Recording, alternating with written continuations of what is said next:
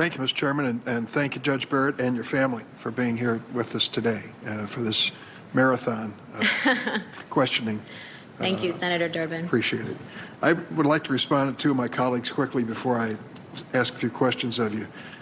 Who came up with this notion, this insulting notion that you might violate your oath? Where could this idea have come from? Could it have come from the White House? Could it have come from the president's tweets of what he expects a Supreme Court nominee to do politically for him? That's where it comes from. That's where it originated. And you have said very clearly today, without equivocation, you are not going to be influenced by President Trump's importuning or the importuning of this committee or anyone else, which is what we expect you to say. But this notion that this whole idea of your being used for political purposes is a Democratic creation. Read the tweets, and you have plenty to work with. Read the tweets.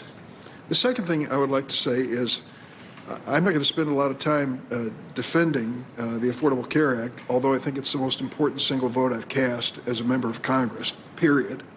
But I will say that when the chairman opened up on it and said what he did, I was puzzled. 3 states get 35% of the money? How can that possibly be true? Well, it turns out because those states decided to extend Medicaid coverage to the people who lived in the states, and his did not.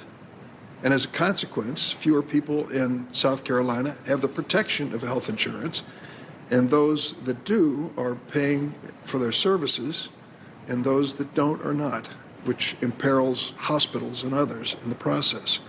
So I would say there is an explanation as to why some states are spending more. And incidentally, there was a Republican governor of your state, Indiana, by the name of Mike Pence, who decided to break with other Republican governors and extend Medicaid coverage under the Affordable Care Act. I think it was the right thing to do for Indiana as it was for Illinois.